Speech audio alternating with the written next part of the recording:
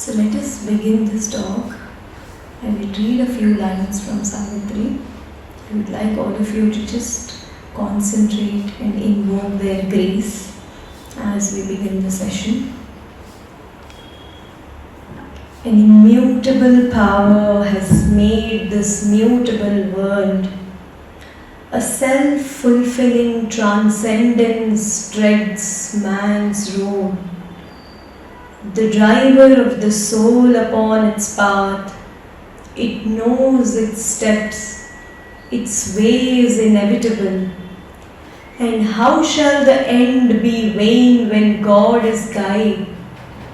However man's mind may tire or fail his flesh, a will prevails, cancelling his conscious choice. The goal recedes, a boundless vastness calls, retreating into an immense unknown. There is no end to the world's stupendous march. There is no rest for the embodied soul. It must live on, describe all time's huge curve, an influx presses from the closed beyond, forbidding to him rest and earthly ease. Till he has found himself, he cannot pause. A light there is that leads, a power that aids. Unmarked, unfelt, it sees in him and acts. Ignorant, he forms the all-conscient in his depths. Human, looks up to superhuman peaks, a borrower of supernature's gold. He paves his road to immortality. It's very beautiful lines from Sri Aurobindo's book Savitri. So in today's talk, we will be discussing about 9 virtues, qualities that can make our life beautiful, which has been discussed by Mother in different instances. Just like we have the Patanjali Yoga Sutras, Yama, Niyama, Asana, Pranayama, Pratyahara, Dharana, Dhyana and Samadhi. Just like a framework that is important. For us in Integral Yoga, what we are going to discuss today are some of the qualities that are really essential as a devotee, as a sadhaka, as a sadhika. How, these almost form like the foundation for us to progress in the spiritual journey. And these are not like only at the beginning stages and later, we can go on, but these almost embed themselves as we progress in the spiritual journey as well. So the title, Towards Life Beautiful. A lot of times, if we just delve in the times that the way we assess our life or the way we look at our life, so we keep dwelling on why is my life like this? Why are so many problems there? Why so many struggles? Naturally, we tend to dwell on this. I mean, not like all the time, but sometimes, or for some people it can be more than sometimes. And this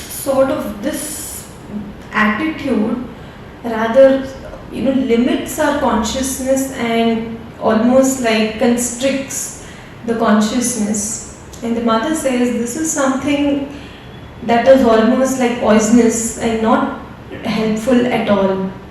So it's almost, she says, it's a sign of poverty of the mind to always dwell on thinking about life as struggles, pains, difficulties and all the ugly things.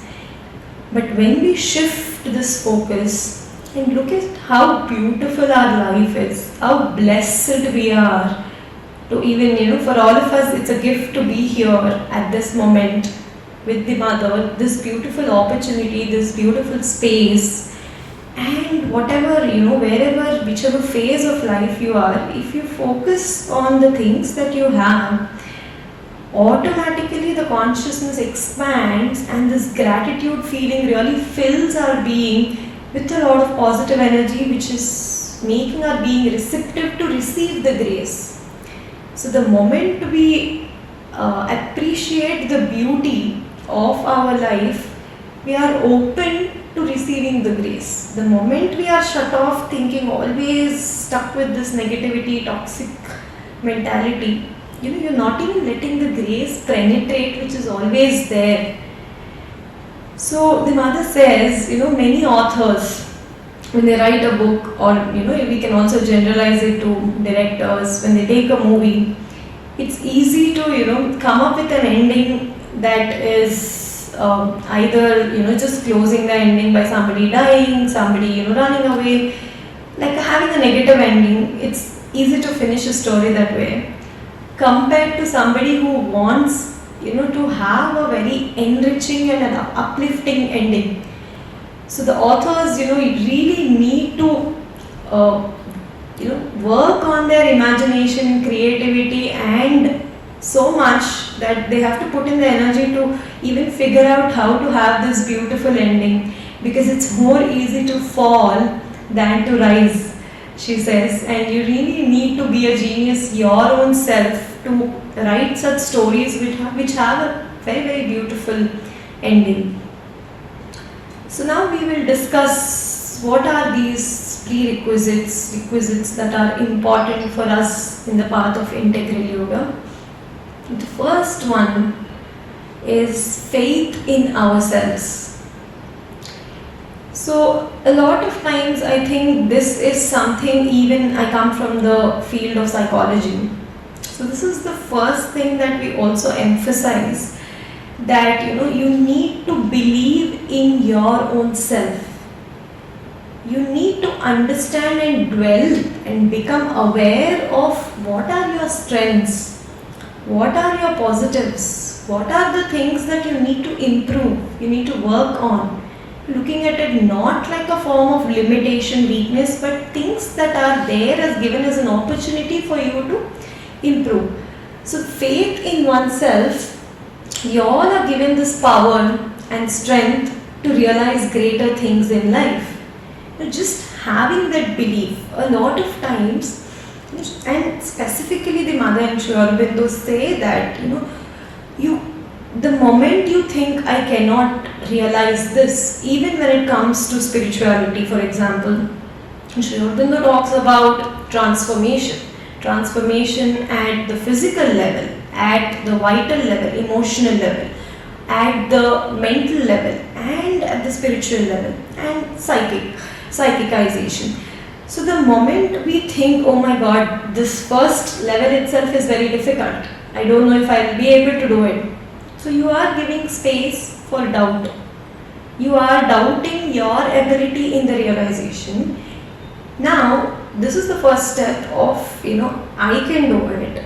The second thing, again, Sri Aurobindo clearly tells all of us, it's not you. It's just you opening to the grace, that the grace is going to work through you. So, one aspect is, yes, I can do it. I can do it with the help of the mother. I can do it with the help of the divine's power and strength, which is tremendous, which is immutable. Right? So, we should believe in the strength to achieve whatever the divine wills from us. Right? So, this is the beauty, that opening up and letting and being the instrument for the energy, for the divine energy to work through us. So there will be, of course, times when we feel like weak and we cannot do it. So what mother says is, look at it like, it is a temporary phase, and it is almost a way to, almost like a testing our faith. This is a situation that has come up, which is making us currently feel that we are weak. And the more we are becoming sincere, the more we are increasing the aspiration, then we are going to overcome the weakness. So looking at it and being patient for it to pass, right? And if we look at integral yoga itself, the process is what? Perfecting ourselves. So allowing ourselves to perfect at the different levels of our being so that there is transformation that is possible. And usually while we are in this path, in the spiritual path, there are two things that occur to us naturally in this process which act like obstacles. One is the ego, that I am doing it. So when we are discussing about the faith in oneself, like I mentioned, so it's not focusing that I am doing it, but let me be the instrument so that you can work. So therefore we are, catering to the ego aspect. And there's also spiritual pride. This is another obstacle. What is the spiritual pride? When we think that, oh, I am in the path of spirituality and you haven't started meditating. I am so much better than you. I read a lot of books of Aurobindo and the Mother. So I feel so happy and proud of myself. And this is something that people, it happens very to some people, if you're aware, you're conscious. Otherwise, it can really take over your progress unconsciously. So by nature and the way you interact with people, this spiritual pride can come up in different layers at different times. But the moment you are vigilant, Mother talks about how beautifully we have to all the time be so aware of every movement that is happening within us and throw out these movements which are not helpful for us in reaching the divine, right? So not letting the ego and the spiritual pride affect us. So Sri Aurobindo says, the power of divine universal Shakti, which is behind our aspiration, is illimitable. And when it is rightly called upon, it cannot fail to pour itself into us and to remove whatever incapacity and obstacle, now or later, for the times and durations of our struggle, while they depend at first instrumentally and in part on the strength of our faith and our endeavor, are yet eventually in the hands of the wisely determining secret spirit, alone the master of the yoga, the Ishvara. So here what we need to understand is how the moment we step back and allow the divine force to work with us, then it's not you with your own limitations, with your own constrictions that you are working. So that's when the faith can be looked at, amplified, and looking at it from a different perspective. And whenever you may come across different instances where I can't do this, I will not be able to do this is so difficult. A lot of people I have seen as a part of my profession, it's so difficult, this anger, or sometimes people say when they're going through depression, it's so difficult for me to overcome this. So the moment you start believing that I can't do this, what are you doing? You are justifying your weakness. So you are preparing yourself to believe that this is not possible. So that justification itself shows that there is lack of self-confidence. So one accepts all one's defects and incapacities in order to make effort to overcome them. In order to not make an effort to overcome them. Which means that when we think we cannot do it, it's like, anyway I cannot do it, why bother even trying, right? So it shuts the door to even work on it. So that is something that we need to keep in mind. That whenever in the spiritual path, when we feel there's an obstacle, there is something that we are constantly working on, If that is obstructing, then we call in the grace even more with a more aspiration so that we can overcome it, and looking at it more like a hurdle which is temporary that we can cross, and not looking at it like a door which is shut and with which we cannot penetrate. So in yoga, without self-confidence, you can never do anything. That's what the mother says. And self-development and spiritual aspiration enable one to master one's karma. So as a part of, dealing with our karma also, it's important to start working on ourselves and improving ourselves along with the aspiration. A beautiful combination. So it's like there's no excuse whatsoever that you can give if you follow this formula.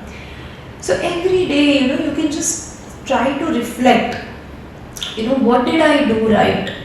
What is it something that is stopping me or like obstructing my progress, or rather it's limiting me? Can I step back, pause, offer it to the mother, offer it to the divine? So slowly, you keep practicing that every time something stops you. And this is something that honestly I follow in my own life, where any situations, like deep down I know that, she is there. Like, why is it that, I'm trying to break my head, I'm trying to lament over it, or I'm trying to get so stressed. This is just, your outer being reacting. But deep inside, you are protected. There is that divine that is constantly guiding you. All you have to do is, surrender, and just, you will be protected. So that the second virtue. So right now we've discussed with faith in oneself. The second one is courage. So here Mother again beautifully talks about and gives us the meaning of courage. So she gives some examples. First, when there is a fire in the building, what do? Do you just think about, hey, what should I take? What stuff? Is this important? Do I have insurance? Will you sit and think about all of this? Or, will you be like, hey, I have to just run to save my life? Right? And when you're drowning in the water, you try your level best to come out of it. So that is where, you display courage, is what the mother says. So courage is something that, it's important to protect yourself, and that you just forget about everything and jump into action. That's courage. Now there is a greater courage, that the courage that is shown for the sake of others. We hear about a lot of stories where he did not think about his life, but he went ahead saving and protecting others' lives. So that's, she talks about as a greater courage. And she also talks about something called like courageous will. What is this courageous will? A fearless, unwavering determination to continue moving towards the divine. So irrespective of whatever setbacks we are experiencing, whatever obstacles, failures, doubts, suffering, pain, keeping all that aside, repeatedly, just getting back and offering, aspiring. So constantly doing that, without fearing anything. So it's not stubbornness, it's not that you're forcing yourself to do this, but it's a process which is persistent, and do it in a very calm manner.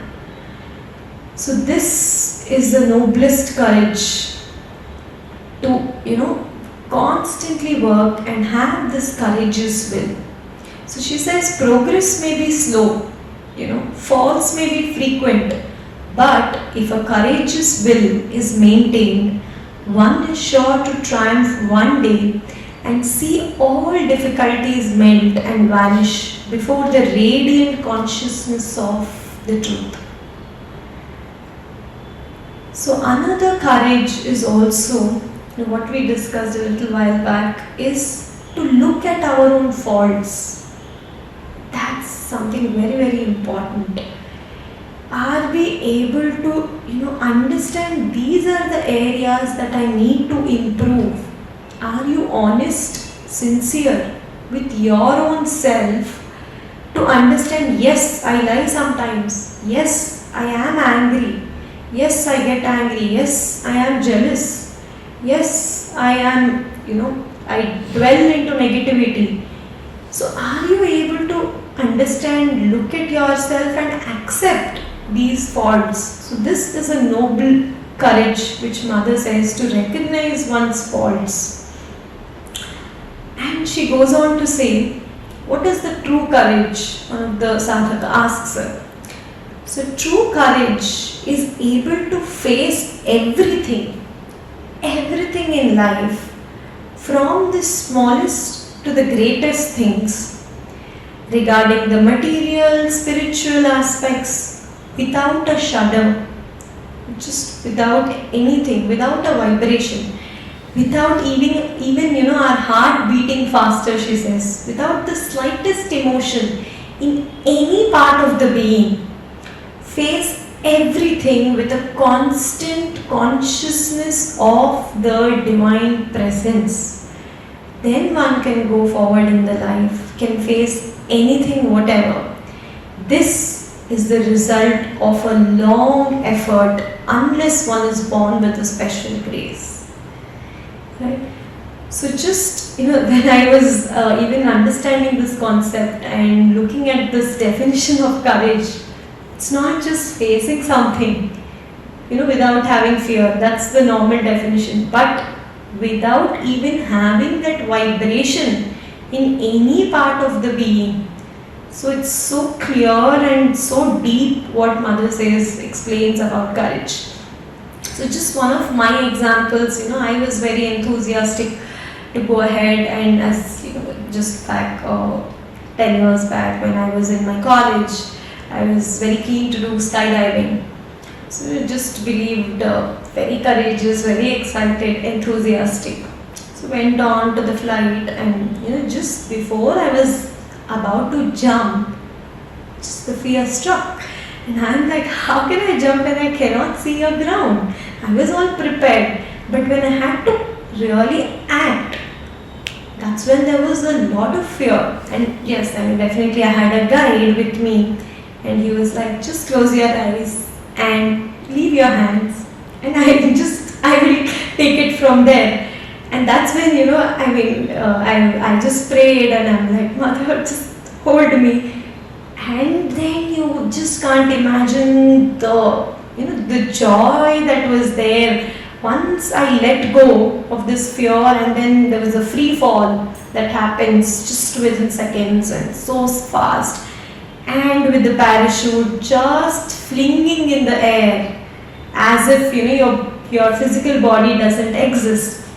So it is a beautiful experience, just letting go, and what you get to experience. That is just one experience that I have, and definitely in the path of spirituality, when you let go of the I, when the divine is taking over you, when I read a lot of these biographies of different saints, so one thing, it's everybody highlights is the Ananda.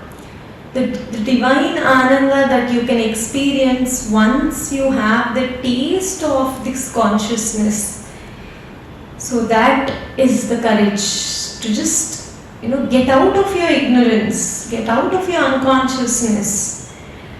So another thing that Mother talks about is true courage is something that is not attached to, you don't know something and then you're courageous. That's not the true courage. But having that complete knowledge and then, overcoming that fear is the true courage. For example, children, they don't know what fear is. Like, they can just go jump off so many things also. So that's not, you don't say that as courage. Whereas when we, have to do something, so that's when we are aware of the whole thing, and then, you know all the possibilities and you're ready to face them. That is true courage. And as I was mentioning, I talked about aspiration. So courage and aspiration, both of them go together. So the mother says a real aspiration is something full of courage. What kind of courage? What kind of aspiration? So courage means having a taste of the supreme adventure, just wanting to progress in spirituality. There could be hostile forces, that will affect you, adverse forces that's going to, keep, there are so many obstacles that you may face. But this taste for supreme adventure, an aspiration which can take hold of you completely and flings you without calculation, without reserve, and without a possibility of withdrawal into the great adventure of the divine discovery, the great adventure of the divine meeting, the yet greater adventure of the divine realization. You throw yourself into the adventure, you're not scared, without looking back, without asking for a single minute, hey, what's going on? Am I safe? No, just leave everything. And for if you ask what's going to happen, or if you know how it's going to be, you may never start, or you may just get stuck, and this doubt is going to, really hinder your progress. So this courage to just fling into the divine journey and constantly aspiring can really take us deeper into the spiritual journey. So courage and love are the two important things that can keep the soul alive. So even if nothing is there, if you hold on to these two qualities, that can really keep your soul alive. And whoever has courage can give courage to others, just as the flame of the candle can light up another. So as devotees, the more courageous we are, and when we meet and when there are satsangs, the more you talk about your experiences. You can talk about the experiences where you experienced faith, you experienced protection, you experienced joy. It's almost like you're handing over that experience to your friend, other sadhaka who's there in this progress. So courage is also, the more you are able to be courageous, you can also give that courage to others. So even with children, I have a daughter who's almost turning 5. So when I tell her, you can do it, that's one thing. And when I actually jump in and do that thing, hey, it is this simple. And immediately she does that. She follows because she trusts me. And she's seen what it is to be courageous. So we had gone to one of the places in Hyderabad where you can hold a lot of snakes and iguanas and all of those. And everywhere, and the first one I was like, hey, let's do this. And I prepared her, animals, we're all living together and there's nothing to fear about it, talked about it. Yet when we went there, she was scared. But the moment I stepped in and actually, held everything, and I'm like, hey, this is something that you can do it too. And she followed, and trust me, like at that age, every animal she was able to really interact with. And it was quite shocking and surprising how she enjoyed that experience, not out of fear, but the joy to really, let go and then just be there. So yeah, this is something that I got in mind as we were discussing. So the next prerequisite is perseverance. Till now we have understood, yes, faith in ourselves, being courageous. Now, for how long? Which means all the way long, the answer, and with the steady aspiration. So Mother talks about perseverance very beautifully. Like, when I did not read this, I always used to think perseverance is like beating yourself to go through something. But no, she says that a kind of inner good humor which helps you not to get discouraged, not to become sad, and to face all difficulties with a smile. you can fight all bad influences that stops you from progressing. So she says, like, just be cheerful and patient, so together you can persevere. Okay? Cheerfulness and patience. So she also says, perseverance is more like active patience. So having patience constantly is perseverance. A patience that marches on and explains with an example. So she talks about how there was a busy man and one person wants to meet that busy person. So he goes once to that person's house and the door is shut. He goes again and the door is shut. Third time, fourth time, fifth time, 10th time. So multiple times, and then finally he gets to meet that person. So this, she says, this is an example of perseverance where you constantly are not with, that grumble and feeling that, oh, why is this person not there? Not with that attitude. Constantly trying, okay, it's not happening, coming back. Having that equanimity while you are persistently working towards something. Right? So this is this example she gives for perseverance. And she also talks about Columbus, who discovered the land of America. So how he was he had this perseverant will to achieve and to really find a new land, despite of all his team people saying, hey, there's nothing, why don't we just go back, it's dangerous, something might come up. So he was very persistent in reaching and finding out something new. So in yoga also, we should not become impatient. There will be times when nothing seems to work. There will be times when there are so many external factors trying to pull you away from, you want to sit for meditation. Somebody will call you, you remember some work, or constantly something is bothering you. So many difficulties, so many things troubling you. But if you're able to have that will and aspire, so trust me, this is something that I experience it again myself. Like that day, if I really want to meditate, or it can be any activity, like if I want to read a book or something, if I ask her, just pray, Mother, please, I really want to do this. I don't want to struggle, fight with people. No, just pray and have that intense aspiration. She will give you that time in the day where everything is away, and then you have your time to do that particular sadhana that you wished for. So it's just all about how much you want it, and how patient are you to receive it in trusting the divine grace. Right? So also this another aspect here is with respect to doing something and not able to do it. All of us have certain limitations, weaknesses that we are constantly working on, and we tend to lose it like in several instances.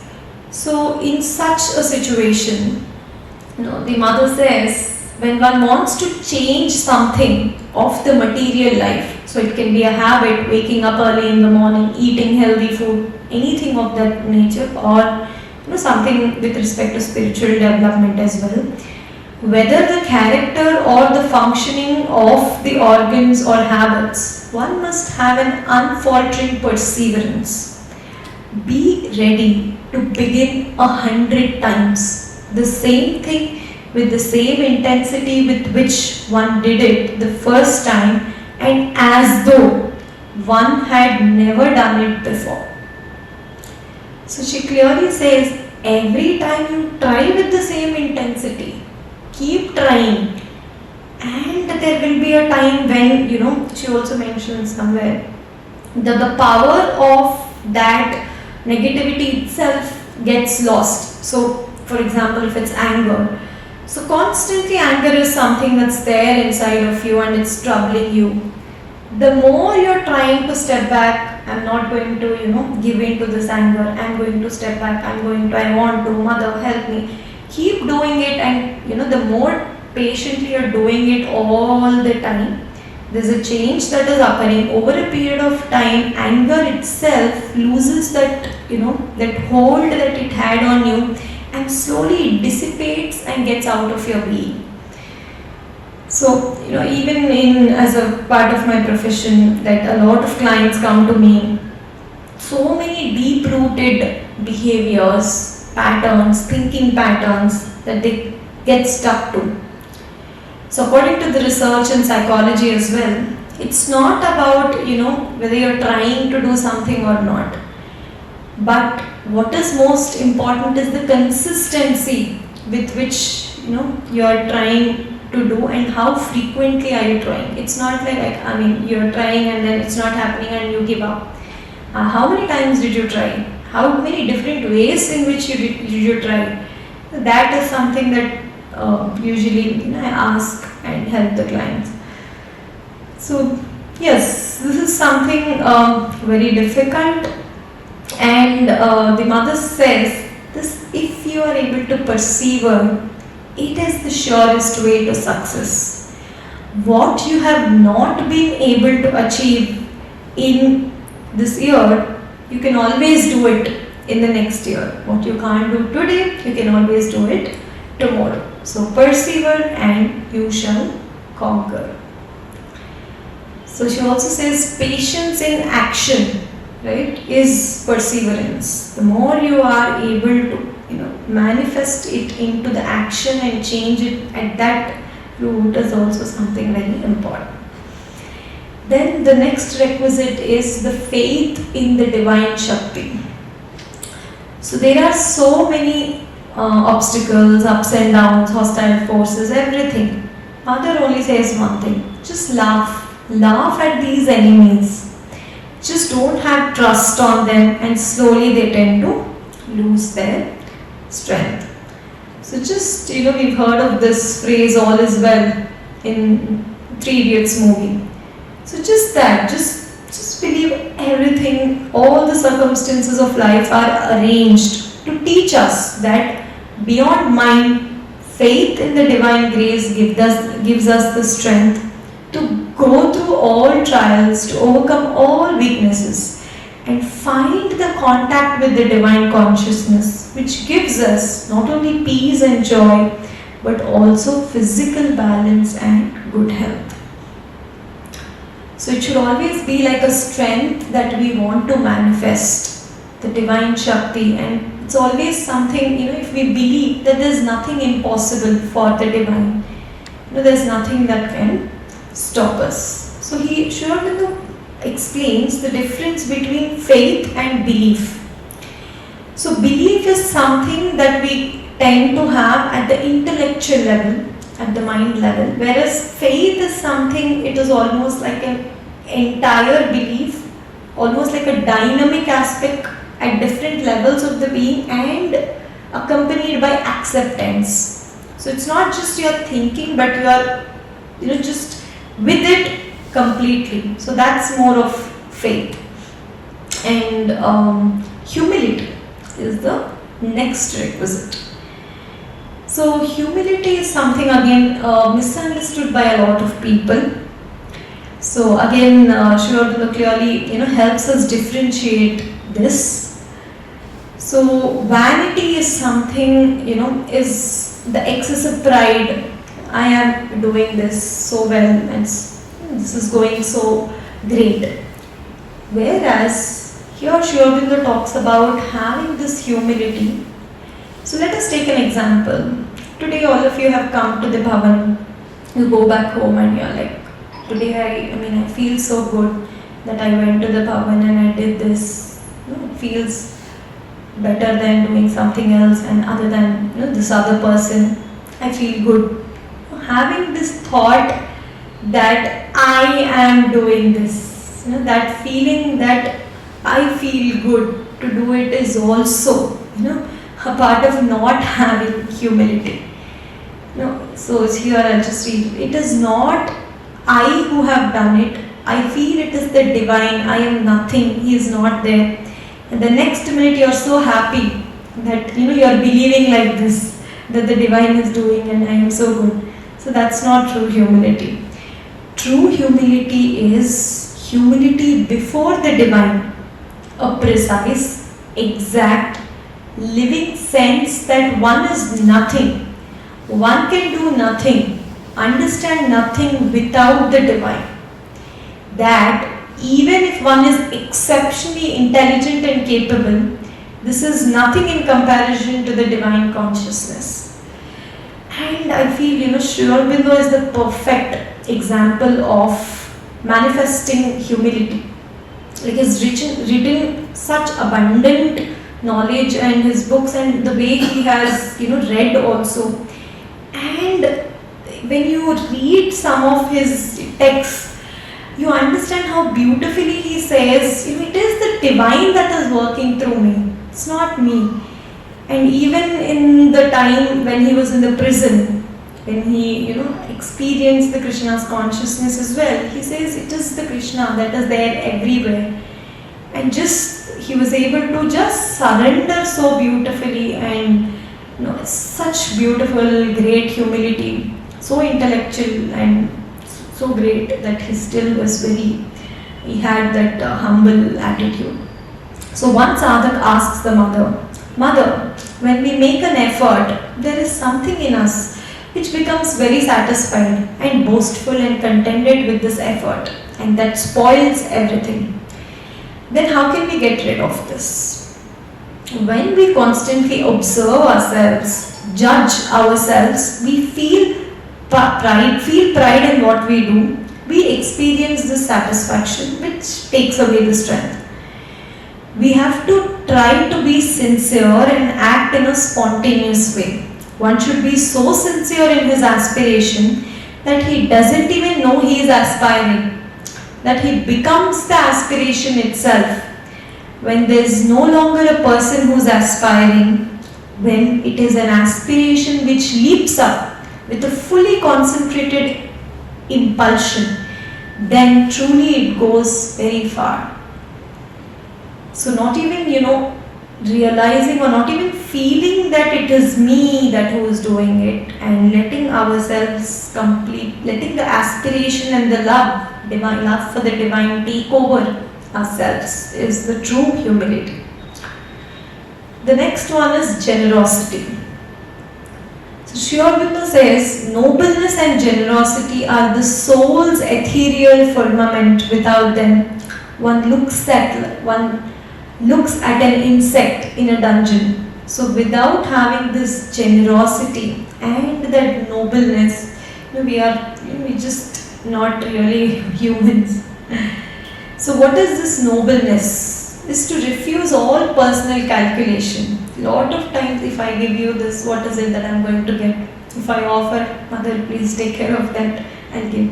This is something that I'm offering.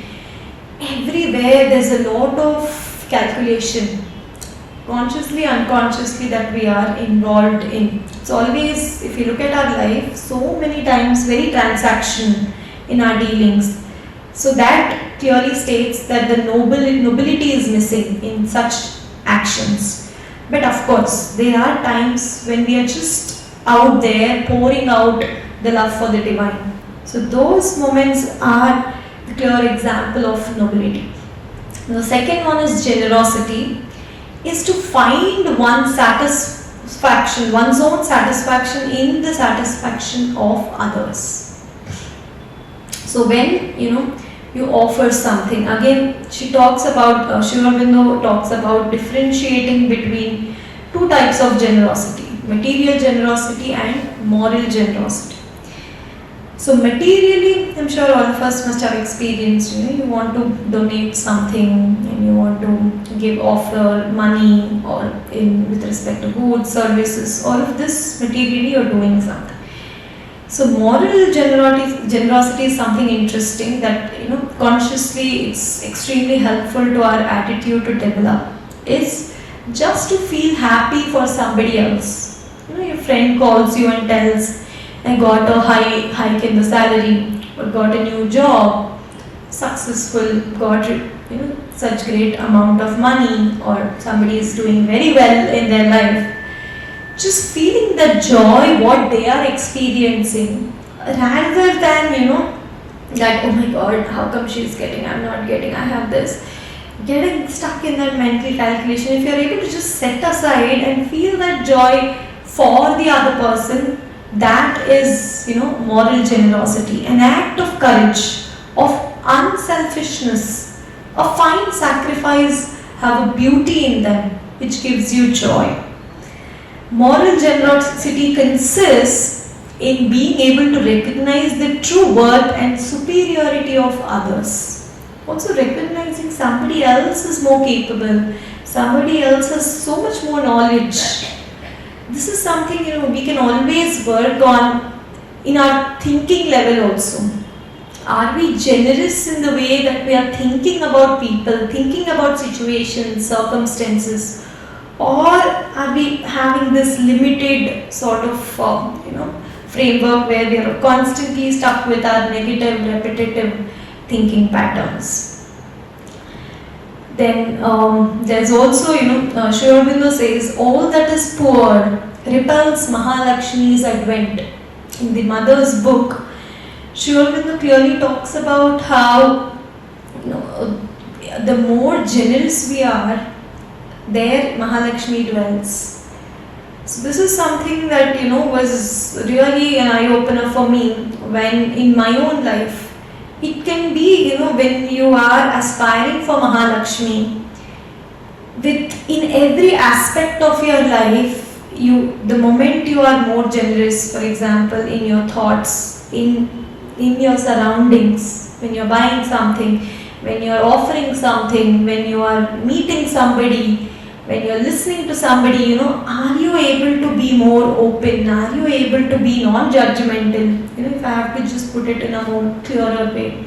Are you able to just be there for another person? Be there in the present moment while you are doing things. All of this talks about just that aspect of the mother, the Mahalakshmi.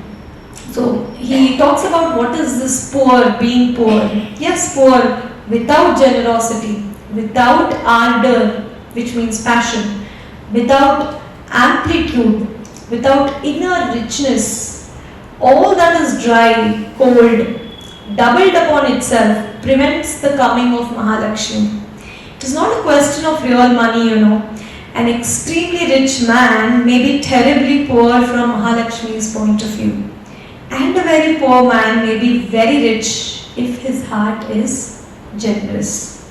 A poor man is a man having no qualities, no force, no strength, no generosity. Right? He is also very miserable and unhappy. So it's very important for us to open up this generosity, and it's a very important psychic virtue as well. The more generous you are, the more you are outwardly reaching to people, being there just sincerely for the reason of being there, it will help us get close to our psychic as well. Now we will move on to discuss the next one. So another aspect Sri Aurobindo also talks about, it's important, is transforming the lower into the higher aspects of ourselves. Having the sense of good and bad, beautiful, not beautiful, that affects the understanding in our senses must be replaced with akhanda rasa, undifferentiated, unabridged, delight in the delight. There are times just being there and looking at things, which moves us to the next requisite, that is gratitude. Just being happy for what you have in your life, feeling grateful, having being thankful for the sky, for a flower that is there. As you enter the bhavan, there's so many beautiful flowers. Just being grateful for the flower being there. Just being grateful for this place turning into such a beautiful place. So if you look at our life, there can be like 1,000 reasons of how beautiful our life is. And practicing this gratitude is extremely important in transforming our life. Very easy, yet very difficult. easy because it's something that you can start cultivating in every small action. Difficult because our mind tend to intervene and always trying to take us away. But if you're, because this is something that happens from the heart. The gratitude is again a very important psychic quality that opens your heart. The moment you feel, this is something that happens to me sometimes. Filled, my heart is like filled with gratitude, the joy that I'm in this path, and I'm so grateful for the mother, for Sri Aurobindo, for whatever that's there in my life. And just it flings me into this zone of, nothing can bother, nothing can affect me. So that's the power of gratitude. Nothing can shake you because you're so grateful inside. So it's a moment constantly accompanying devotion. That sense of gratitude that the divine exists, that marvelous thankfulness that fills you with sublime joy, reality of divine existence. The heart is filled so intense, so marvelous a joy, such a gratitude as of all things has the most delightful taste. So just looking at the birds sing and everything in the nature, how the divine is manifested in every little thing, right? So that's gratitude. So if you observe your own, the moment you become aware, where are the times that I am not able to practice gratitude? So that can give you an insight. When are the times that I'm being very transactional? It could be with the divine, or it could be with people. So, and especially with the closed ones, our family, we are always like, my mom is not doing this, my husband is not doing this, my children are not doing this. So what is the moment we shift the focus, hey, what is it that is already being done by them? And again, this is something I help my clients also see. Yes, it's very easy to focus on what's missing. But if you're able to shift the focus on, what is it that you already have and what is positive in a particular situation, that's something extremely important, right? And it shifts the way you feel an emotion, because our thought, emotions are constantly connected. The moment you think something, your feeling is dependent on thought, feeling and behavior as well. So if you are able to, inculcate, I feel so good today, I feel, I'm feeling very grateful for what I have in my life. Slowly you start to experience that joy, and you sit and do something that will make you feel indulge in that joy. So 3 things. But the moment you feel, why is this there? Why am I experiencing this? Start to feel that complaining behavior, that emotion where you're feeling very negative and feeling very sad, depressed, disappointed at everything. It pulls our consciousness down, and we tend to also then indulge. Some people either scrolling, doom scrolling, or just ranting, shouting at people, or sometimes substance abuse can lead to any of those things, right? So just thanking the divine for whatever we are and filling our soul. Gratitude is a soul's quality. So a pure flame of gratefulness must always burn in our heart, warm, sweet and bright, to dissolve all egoism and all obscurity. The flame of gratefulness for the Supreme's grace, who leads the sadhak to his goal. And the more grateful he is grateful, recognizes this action of the grace and is thankful for it, the shorter is the way. Right? So, and it also helps us widen, like I talked about, the consciousness that and the intensity of the love for the divine also amplifies as you are gratitude. So again, a sadhak asks the mother, what is the way to accept the grace with gratitude? First of all, you must feel the need to have it. First, yes, I want to feel grateful. You need to have that beginning attitude. Then, inner humility. that helps you aware, without the divine, I am nothing.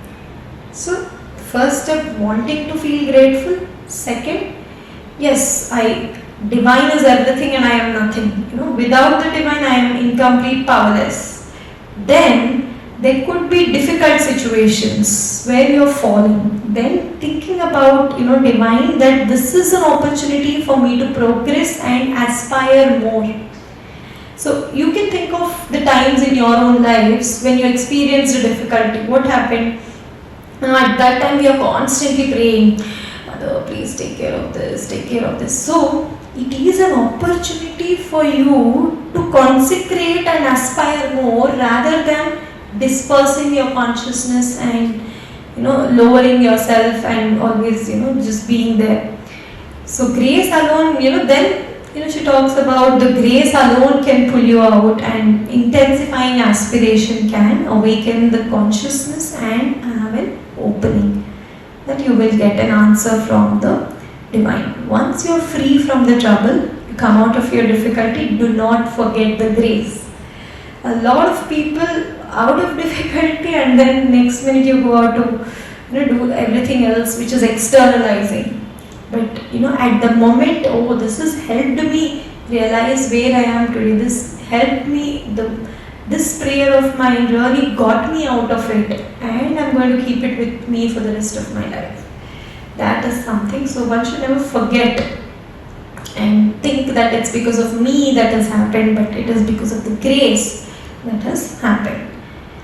So quickly I'll talk about two more qualities. Receptivity is the widening of the consciousness and one-pointedness of the aspiration, so that our receptivity increases. Means we are being open to receive the grace. The more we are open, so it depends on sincerity and humility. Again, both. Are we being sincere in offering ourselves to the divine? Every situation, yes, I am offering and not looking at all the negatives, but finding an opportunity to progress. And am I being, that humbleness, so that the light is entering. The last one is simplicity. So she talks about how, earlier days, so many people, it was so simple, just pray to God and then, continue your life, and, weaving the divine love aspiration as a part of our daily life.